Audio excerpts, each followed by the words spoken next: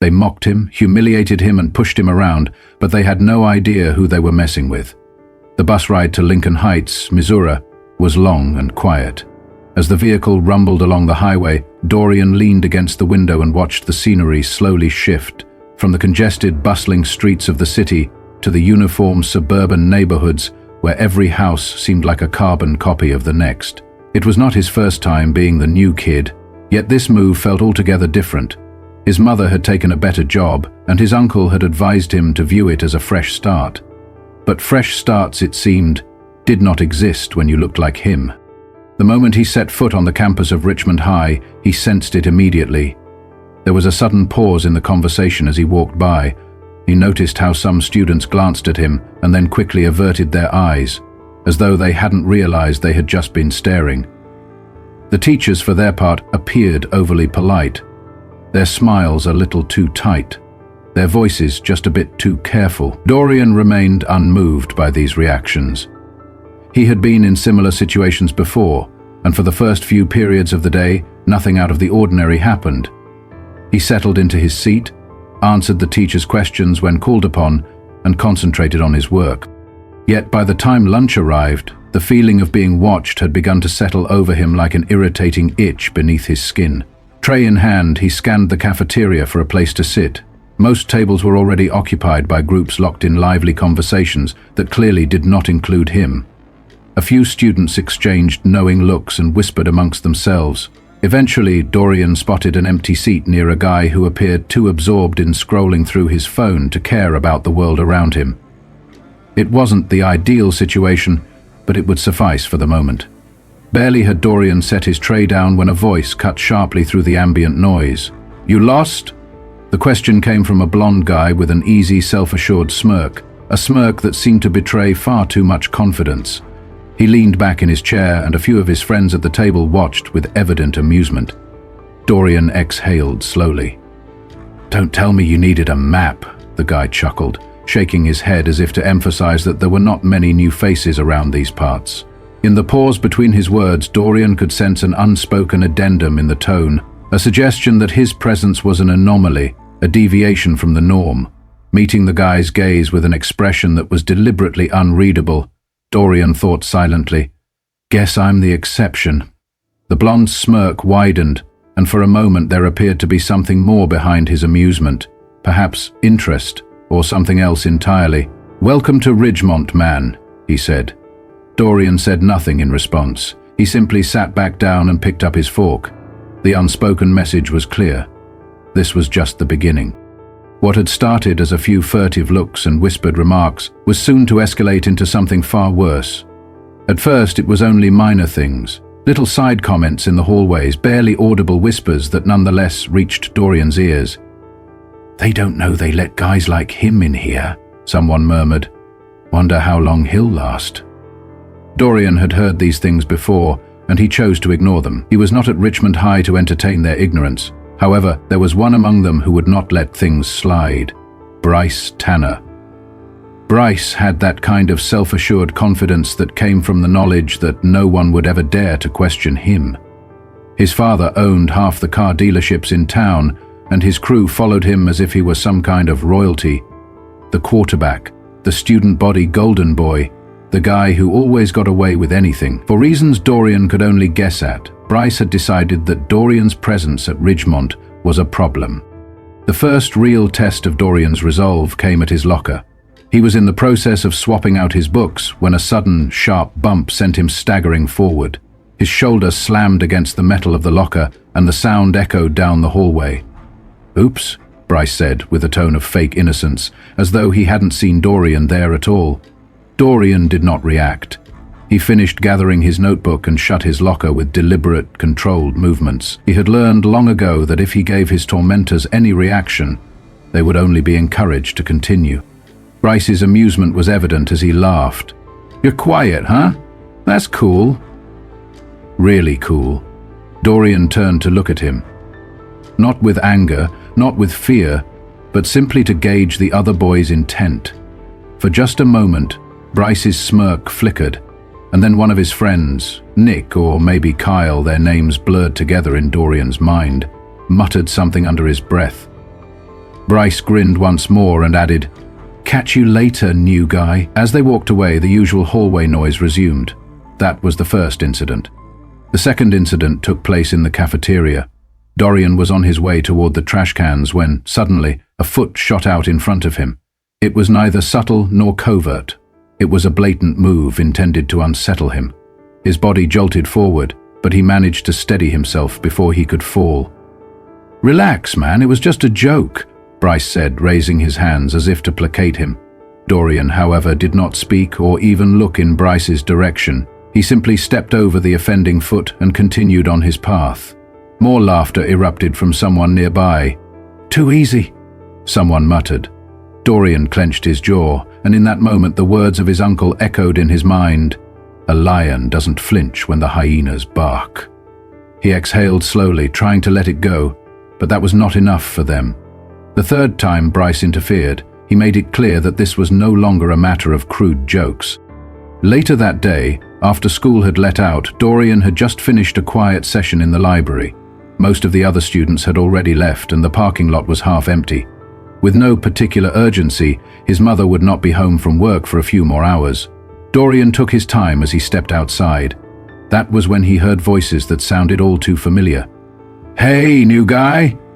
Before Dorian could fully react, something struck him hard in the back. He staggered forward, catching himself before he fell to the pavement, while laughter echoed around him. Slowly turning, he saw Bryce standing there, flanked by Nick, Kyle, and a couple of other boys whose names did not matter. Bryce was still holding his drink cup, the last few drops clinging to his fingers. "Damn, my bad," Bryce said, his tone devoid of any genuine remorse. "Didn't see you there." Dorian glanced down, noting that his hoodie was splattered with soda, and he saw ice cubes scattered at his feet. For a moment, a heavy silence settled between them as other students lingering in the lot paused to watch. Dorian inhaled deeply, steadying himself. Bryce, with a smirk, prodded, "Come on, man, say something." Dorian did not speak. He simply began to walk past Bryce. That was when Bryce's behavior escalated. Without warning, Bryce shoved Dorian. It was not playful, it was forceful, clearly meant to provoke a reaction. Dorian stumbled back one step, his breathing remaining calm as he flexed his fingers at his sides. Bryce laughed derisively. "What, you scared?" Nick stepped forward, grinning. "Nah, man, he's just soft." For years, Dorian had heard that he should simply walk away. In that moment, he could almost hear his uncle's voice whispering, "Keep your hands in your pockets. Don't give them what they want." But right now, Bryce was not interested in an easy laugh. He was not merely playing around. He was determined to draw a reaction, to prove something. Taking one final deep breath, Dorian set his backpack down firmly. Bryce raised an eyebrow and remarked, "Oh, you got something to say now?" Dorian did not answer verbally. Instead, he rolled his shoulders back in a controlled manner. Bryce chuckled. "Man, that's as far as you got." And then, in a swift, almost imperceptible movement, Dorian took one quick step, first to the left in a feint to make Bryce react, and then a rapid, clean step to the right that ended with a sharp, stinging hook to Bryce's ribs. The sound of the impact was sickening. Bryce's breath hitched in a choked gasp as his body folded in reaction. Yet Dorian was not finished. With a pivot and a perfectly executed uppercut, he sent Bryce's head snapping backward. Before Bryce could even consider steadying himself, his legs gave out entirely and he collapsed heavily onto the pavement. For a long, suspended moment, the world seemed to fall silent. Nick and the others stood frozen, mouths agape as Dorian stepped back, adjusting his hoodie with measured calm. His breathing was steady, his focus undisturbed. Bryce groaned as he rolled onto his side, and finally Dorian spoke. "You done?" Bryce offered no reply. He could only cough weakly in response. Dorian scanned the faces of the onlookers. Was anyone else going to stand up? No one moved. With that, he grabbed his backpack, slung it over his shoulder, and walked away without a further word. Yet, even as he departed, it was clear that what had transpired in the parking lot was far from over. In truth, it was only the beginning. By the next morning, the entire school was abuzz with news. Dorian had made a statement without even checking his phone. The way people looked at him now said everything. The stairs, once merely a means of transition, were no longer met with idle curiosity. Instead, they now carried a new weight. Some students appeared visibly impressed, others looked nervously at him, and a few seemed to regard him as if they were seeing him for the first time. Bryce was noticeably absent from school that day, a detail that did not surprise Dorian, since taking a hit like that in front of half the parking lot was not something one bounced back from overnight. Even Nick and Kyle, who had once surrounded him with jeers, now kept their distance. Dorian entered class as if nothing out of the ordinary had happened. He sat down, pulled out his notebook, and resumed his work in a manner that was as businesslike as ever. Yet the whispers persisted. As he moved through the cafeteria at lunchtime, conversations gradually quieted in his presence. Some students whispered, some nodded in acknowledgement, as if they had suddenly developed a newfound respect for him. Even the freshmen, those who had not spoken to him before, acted as though he had become something of a legend overnight. And then, as he passed by, murmurs circulated. "Damn, didn't know the new guy had hands." Another voice added, "He had it coming." Yet still another remarked, "He won't be back for a week." Dorian chose to ignore these comments. He was not there to be a hero or to seek validation. He was simply trying to navigate a world that already seemed to have decided his fate. Then, as he sat down, he caught yet another snippet of conversation. "He's just another violent thug," someone said in a tone that was soft but carried enough weight to reach him. Dorian turned his head slightly. A couple of girls at a nearby table had been watching him. One, a brunette with expensive-looking jewelry and an expression that suggested she sensed something was amiss, quickly looked away when she realized that he had heard her. His stomach clenched. That was the curse of such moments. No matter how justified you might be, or how right your actions seemed in the moment, there was always someone ready to twist the narrative. Dorian did not regret what had happened. Bryce had gone looking for a fight, and Dorian had simply ensured that he got one. Yet the weight of the encounter settled heavily upon him. For years he had trained to control his impulses. For years he had practiced the art of walking away. That discipline had never been a sign of weakness. It was a mark of strength, and still he could not shake the feeling that no matter what choice he made in that moment, people would always see him through a predetermined lens. Dorian was about to learn that real strength was not solely about throwing a punch. It was about what came next, about how one chose to define oneself in the wake of conflict. As the rest of the week unfolded, everything seemed to pass in a blur. Bryce did not show up, and his friends no longer bothered Dorian as they once had. The intensity of the whispers and the sharp stares began to fade. The steps on the stairs lost some of their earlier weight. Yet, despite the apparent calm, something intangible still hung in the air. A lingering tension that Dorian could feel deep within himself. One afternoon, as he was leaving the gym after practice, Coach Harrison called him over. "Got a minute?" the coach asked. Dorian hesitated. He was not in the mood for another lecture. But something in the coach's tone compelled him to stop. They walked outside, moving toward the track where the football team was finishing practice. "I heard what happened," Coach Harrison said quietly once they were alone. "Figured you had your reasons." Dorian nodded, though he was not about to offer an apology. The coach studied him for a moment before continuing. "You're a fighter, aren't you?" Dorian simply shrugged. "I've been boxing since I was a kid," he replied. The coach let out a low whistle. "Yeah, that much is obvious." "You're good, but let me ask you something. Did that fight change anything?" Dorian looked at him uncertainly, unsure of where the conversation was headed. The coach crossed his arms and pressed further. "You think Bryce learned something, or that the rest of them did?"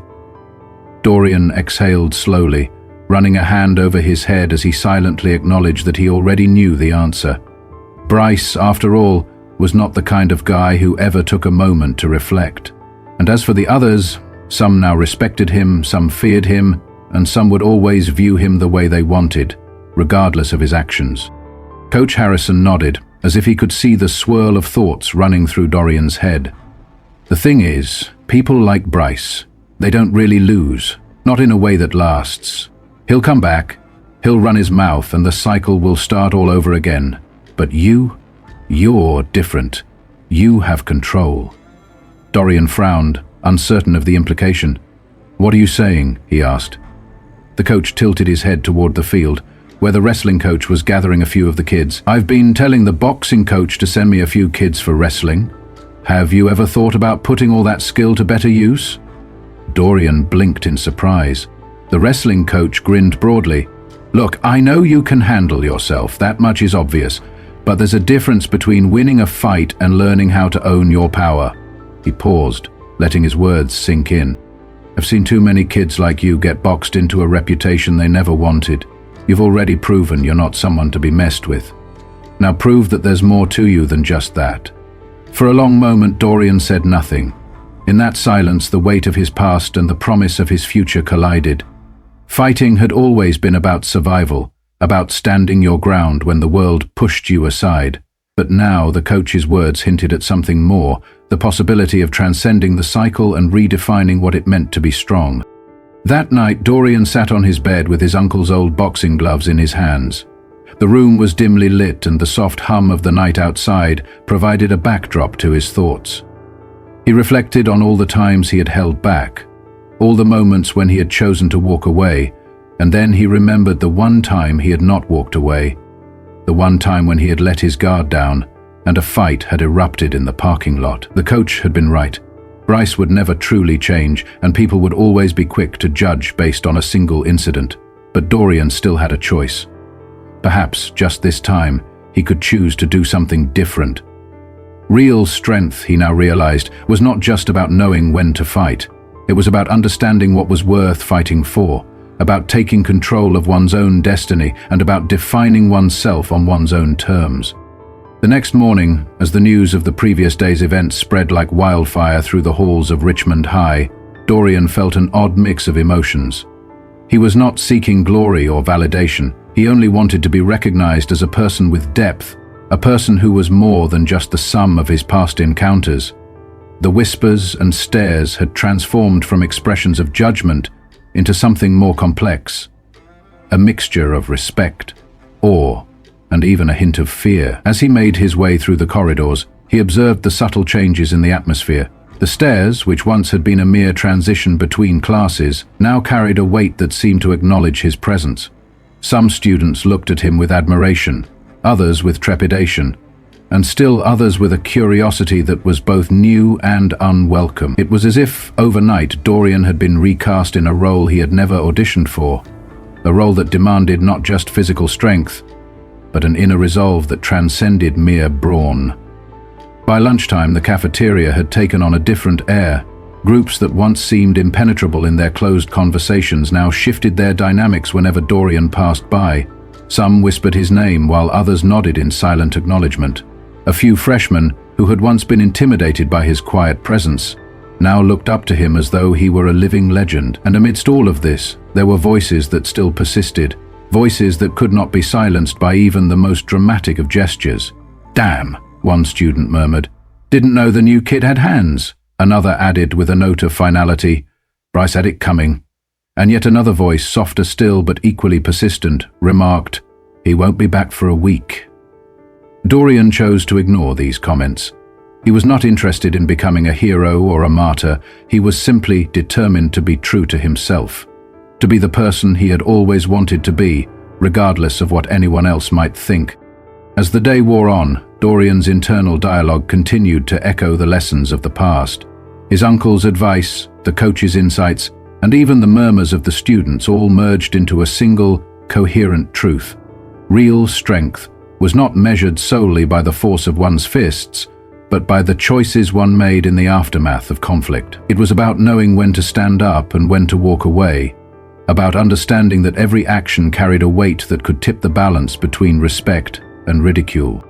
That afternoon, after classes had ended and the school was once again filled with the low hum of conversations and the shuffle of students leaving for home, Dorian found himself alone on the empty track by the school building.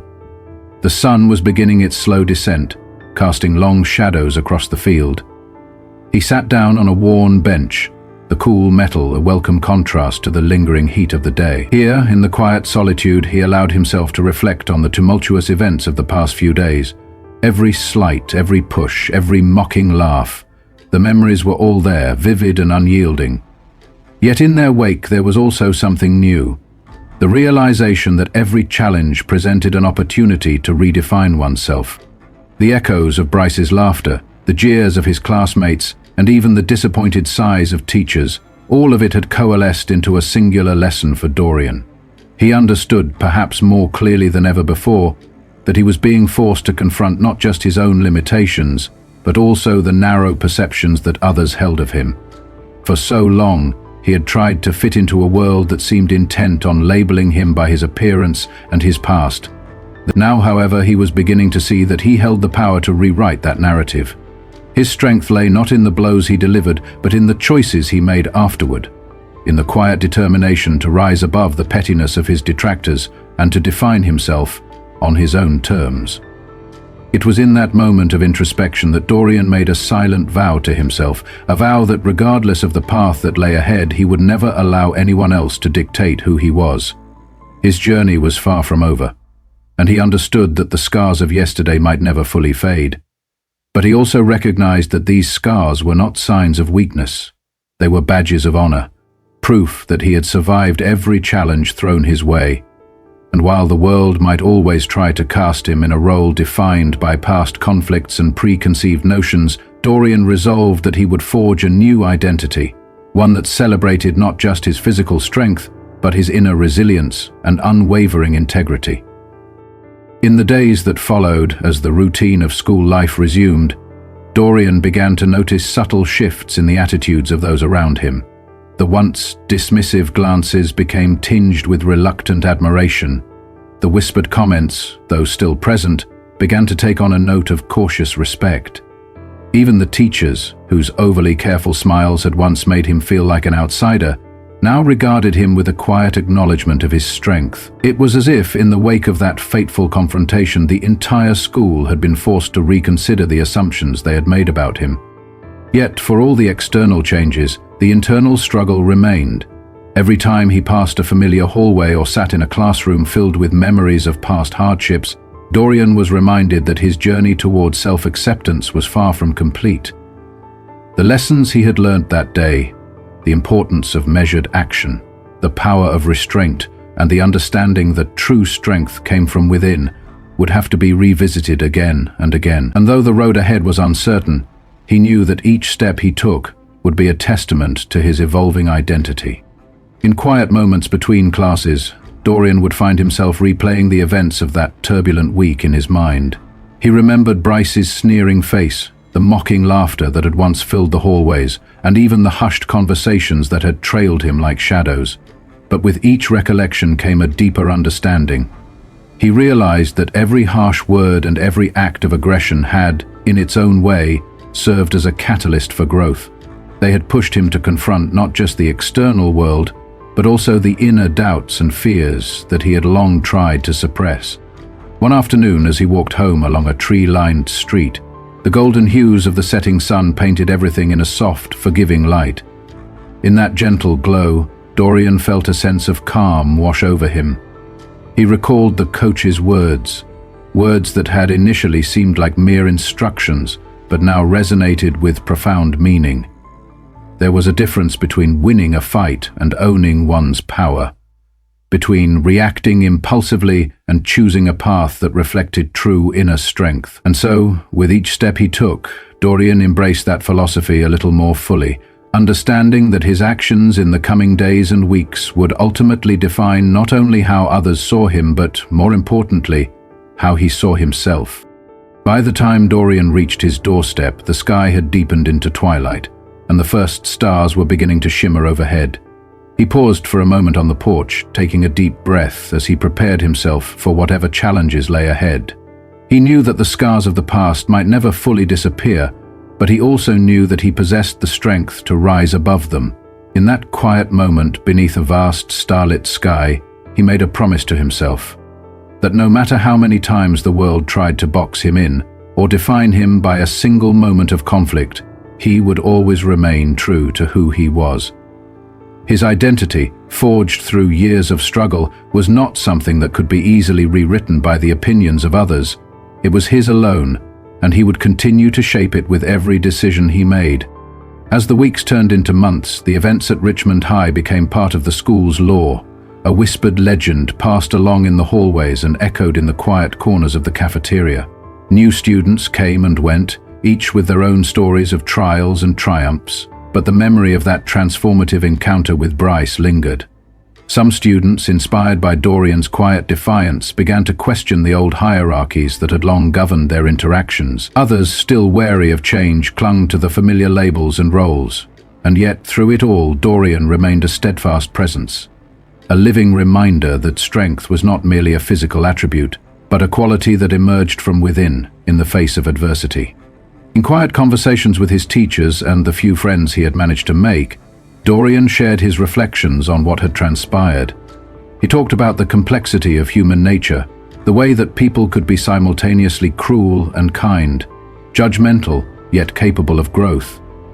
He acknowledged that his own journey was only beginning, and that every day would present a new challenge, a new opportunity to reaffirm the values he held dear. And though he never sought praise or recognition for the choices he made, those who truly listened could sense the quiet resolve in his words, the conviction that real strength was about more than fighting. It was about rising, again and again, no matter how many times one was knocked down. There were times, especially during the long, quiet hours of early morning before school, when Dorian would find himself alone with his thoughts. In those moments, the memories of bullying and isolation mingled with the lessons learned on that fateful day. The pain of being different, the feeling of always being on the outside looking in, remained with him. Yet so did the understanding that those very differences were what made him unique, what endowed him with a perspective that was all his own. In embracing that truth, he slowly began to build a future that was not defined by the limitations of others' expectations, but by the limitless possibilities of his own determination. In the end, Dorian's journey was not simply about surviving a single confrontation or weathering a week of whispered judgments. It was about the gradual, often painful process of self-discovery, a process that demanded courage, perseverance, and above all, an unwavering belief in one's own worth. With every passing day, he learned that strength was not measured in blows exchanged or battles won, but in the quiet moments of reflection, in the choices made when no one was watching, and in the relentless pursuit of a life defined by authenticity and integrity. Standing now at the threshold of a new chapter, Dorian understood that his story was far from over. Each step he took was a declaration of his independence from the past, a commitment to forge a future that would be uniquely his own. And though the echoes of yesterday's struggles might forever linger in the background, he was determined to let them serve as reminders of what he had overcome, rather than as shackles to his potential. In every classroom, every conversation, and every silent glance exchanged in the corridors of Ridgemont High, he carried with him the quiet conviction that his identity was his to shape. And with that conviction came a newfound freedom. The freedom to define his own strength, to choose his own battles, and ultimately, to become the person he was always meant to be.